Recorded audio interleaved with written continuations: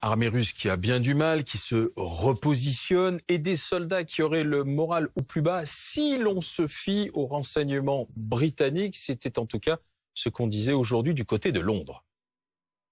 Il semble de plus en plus clair que Poutine a très mal évalué la situation et la résistance du peuple ukrainien. Il a sous-estimé la force de la coalition que ses actions galvaniseraient. Il a minimisé les conséquences économiques des sanctions et il a surestimé les capacités de son armée pour assurer une victoire rapide. Nous avons vu des soldats russes à court d'armes, le moral en berne, refuser d'exécuter des ordres, saboter leur propre équipement et même abattre accidentellement leurs propres avions.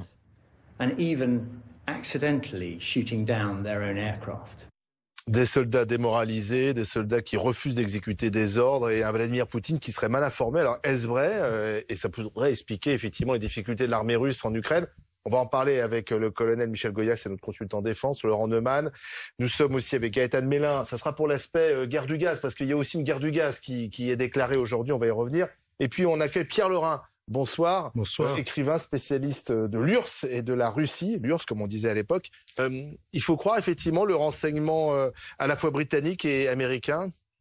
Je crois que dans les guerres, il faut toujours se méfier des informations qui viennent d'un côté comme de l'autre. C'est très rare qu'il y ait une information objective venant de pays qui prennent parti dans un conflit. Donc, méfiance. Néanmoins, on voit bien que l'armée russe semble patiner. Elle semble patiner à condition que l'on imagine que son objectif, c'est de conquérir l'Ukraine. Or, dès le départ, visiblement, ce n'était pas son objectif.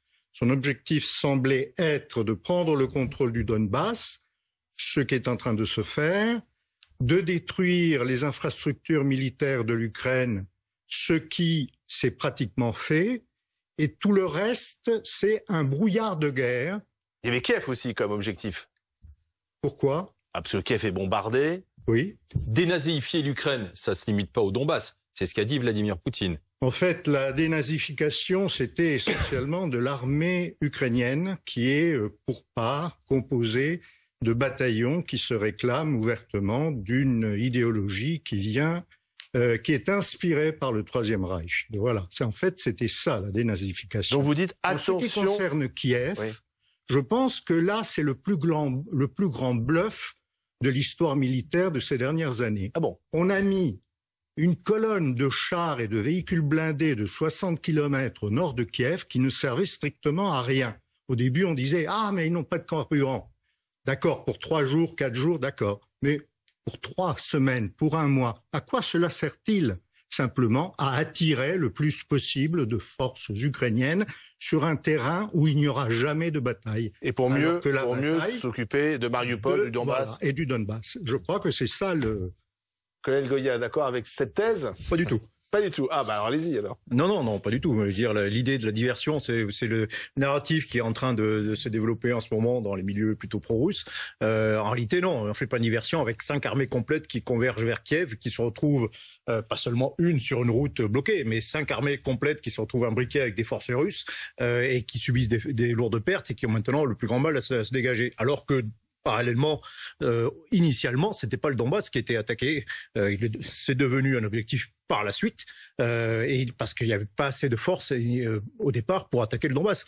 Non, si c'est une manœuvre diversion, c'est une manœuvre qui est complètement ratée, hein, ça c'est clair. C'est possible que ce soit une manœuvre ratée, mais en tout cas, cette question de la diversion, je la disais dès le début de l'offensive russe, c'est-à-dire il y a 1 mois. Oui. Il y a 1 mois, cela me semblait assez clair. En ce qui concerne la crédibilité d'une attaque sur Kiev, il fallait bien entendu la démontrer.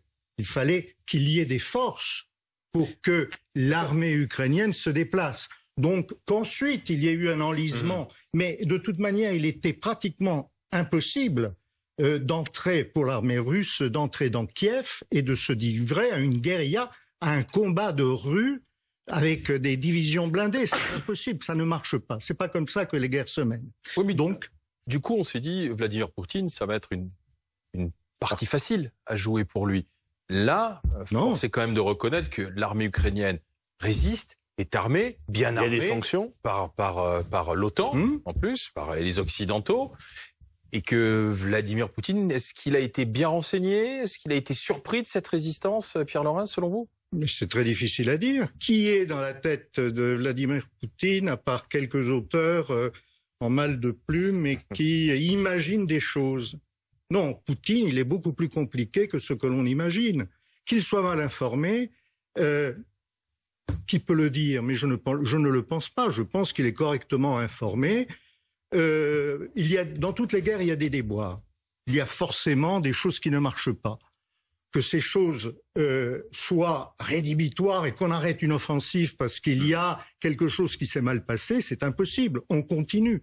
Et là, c'est ce qui est en train de se passer. Alors, il y a aussi l'armée russe continue. Il y a aussi le gaz, puisque Bruno Le Maire, qui est à Berlin, a déclaré tout à l'heure que la France et l'Allemagne se préparaient à un arrêt des importations de gaz russe. Pourquoi? Parce qu'à partir de demain, Vladimir Poutine exige qu'on lui achète son gaz avec des roubles, avec la monnaie russe. Alors, et là, c'est pas possible. Nous, on veut acheter en euros et en dollars, c'est ça?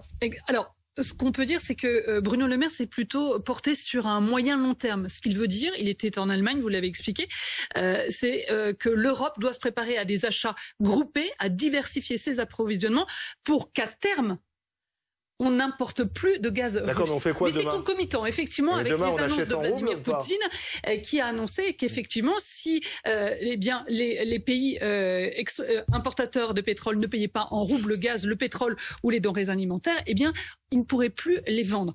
Le problème, c'est que vous décidez pas du jour au lendemain de mettre un terme à des contrats. S'il veut que ces contrats soient payés en roubles, il va falloir les renégocier. Donc, ça va prendre du temps. Et puis, pour payer en roubles aussi, c'est pas aussi simple que cela. La technique lui permet de faire remonter le rouble. On l'a vu dès qu'il a fait cette annonce il y a quelques semaines, le rouble a pris près de 10%. Pardon, mais je vous interromps, mais il a donné le mode d'emploi tout à l'heure. Il a expliqué qu'il fallait aller dans une banque, que c'était, voilà, à partir de demain, le 1er avril, il fallait le faire. Oui, en tout cas, c'est beaucoup plus compliqué à mettre en place. De toute façon, toutes les compagnies sont d'accord avec ça, que ça soit Gazprom ou bien les compagnies européennes. Donc, ça va prendre du temps à mettre en place. Encore une fois, il va aussi diviser les pays européens, c'est-à-dire ceux qui sont fortement opposés comme la France et l'Allemagne, de les payer en roubles, et puis des petits pays européens comme la Hongrie qui pourraient, finalement, comme elle est très dépendante du gaz, accepter de payer en roubles. Et on achète où le gaz si on l'achète pas en Russie? C'est ça le problème, c'est qu'aujourd'hui, on termine l'hiver avec des stocks qui sont à 22%. En France, on est assez bien lotis puisque notre dépendance est de seulement 17% des importations russes. Donc, avec ces 22%, on pourrait aller jusqu'au mois de septembre sans avoir le moindre problème. Le souci, c'est qu'aujourd'hui, à cette période de l'année, on reconstitue nos stocks pour préparer l'hiver prochain. Ce qu'on n'a pas fait d'ailleurs l'hiver dernier. On a eu un hiver qui s'est prolongé, on a eu une demande qui a explosé en gaz et on a eu des exportations qui ont été nettement moins importantes. On a commencé l'hiver avec des stocks vraiment ridicules. Résultat, le prix du gaz s'est littéralement envolé. Ce qui s'est passé depuis le mois de janvier, c'est que les exportations de gaz russe ont été très très importantes, ce qui nous a permis justement de reconstituer un peu nos stocks. Donc à court terme, pas trop de problème. En revanche, c'est pour l'hiver prochain. On va prendre du gaz américain, du gaz liquéfié. Oui, mais même si vous prenez du gaz naturel liquéfié américain, il faut l'emmener par bateau. On le liquéfie aux États-Unis. Quand il arrive, il faut le regazéifier. Alors en France, ça va encore une fois. On a 4 terminaux méthaniers qui puissent le permettre. L'Allemagne n'en a pas, a décidé d'en construire un. Ça prend 3 ans pour construire un terminal méthanier. Alors l'option que la France a choisie, ça serait de prendre un terminal méthanier flottant qu'on installerait au Havre. Mais encore une fois, pour décharger un méthanier, il faut que vous ayez bien conscience de cela, ça prend entre 24 et 36 heures. Et pour relier ce terminal méthanier flottant au gazoduc français, ça prendra 1 an. Donc vous voyez, c'est pas aussi simple que ça. Laurent Neumann, il va falloir aussi expliquer aux opinions publiques, parce qu'on commence à le faire. Alors il va falloir moins chauffer, il faut plus prendre de bain, disait la patronne de GRDF, je crois. Bon, voilà. Mais sérieusement, il va falloir à un moment donné que tout le monde joue le jeu. Alors d'abord, c'est pas pour demain matin. Vous pouvez continuer à prendre un bain, une douche demain, il y aura pas de problème. La vraie question va se poser pour la saison prochaine, l'hiver prochain. Est-ce que les pays occidentaux vont être capables, entre aujourd'hui et l'hiver prochain, de constituer des stocks? Moi, il y a deux informations que je trouve absolument fondamentales aujourd'hui. C'est que Vladimir Poutine vient de prendre aujourd'hui deux décisions qui ne sont absolument pas militaires.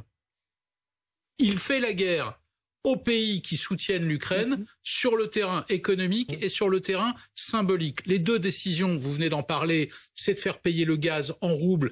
Or, il sait très bien que c'est pas pour demain matin, ça va prendre des semaines, sans doute des mois pour qu'on y arrive, si on y arrive. Et pendant ce temps-là, les Occidentaux gagnent du temps pour évidemment trouver d'autres approvisionnements pour se passer petit à petit du gaz russe. Et deuxième décision que je trouve également extrêmement symbolique, et ce qui est une façon de répondre aux sanctions qui ont été décidées par les pays occidentaux, c'est que Moscou vient de prendre des sanctions contre tous les responsables politiques européens, contre tous les eurodéputés qui ne soutiennent pas la Russie, pour leur dire c'est terminé, vous ne mettez plus les pieds en Russie. Ça concerne d'ailleurs un certain nombre de journalistes qui travaillent pour des médias dont Moscou considère qu'ils sont anti-russes. Ce sont des mesures symboliques. Pour la première fois, il ne prend pas ouvertement de décisions militaires, mais bien des décisions économiques et symboliques qui semblent indiquer, je dis bien qui semblent indiquer, que toutes les sanctions qui ont été prises commencent à porter leurs fruits. Pierre Laurin, cette guerre du gaz qui est déclarée? Elle est déclarée depuis un certain temps. À partir du moment où la Russie continuait à nous vendre du gaz et que les paiements que nous faisons effectivement en dollars et en roubles sont bloqués parce que les comptes de la Russie sont bloqués. Donc la Russie ne peut pas profiter de cet argent qu'on lui paye. D'où la décision du paiement en roubles. Et attention, c'est un paiement en roubles qui est à double détente. C'est-à-dire qu'on va continuer à payer en dollars et en euros, mais sur des comptes précis, bloqués, qui seront changés en roubles. C'est-à-dire que pour nous, ça ne changera pas grand-chose. Mais surtout, cela permettra aux gouvernements occidentaux de dire, vous voyez, nous continuons à payer en euros et en roubles. Non, pardon, je complète ou j'infirme. Gaëtan a donné la clé tout à l'heure.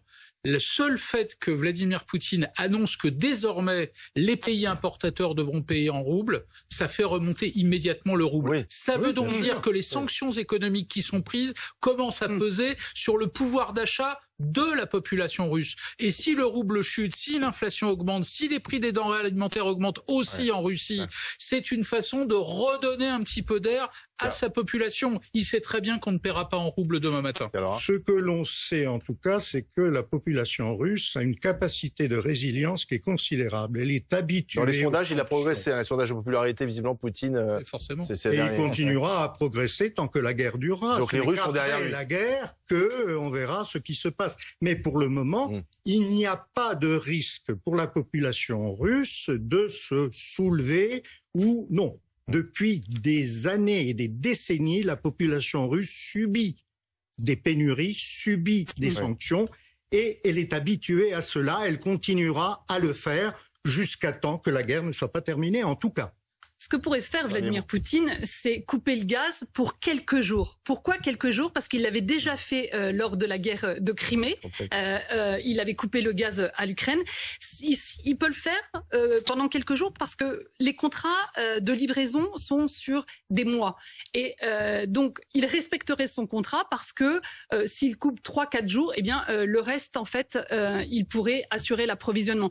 Reste que cela aurait pour effet de faire encore flamber le prix du gaz. Aujourd'hui, on est à 120 € le mégawattheure. On pourrait très bien arriver, si une telle décision était prise, à 300 € ou même 400 €, disent les spécialistes. Merci, messieurs, dames. L'actualité continue sur BFM TV. Il est temps de passer la main. Yves Calvi, bonsoir.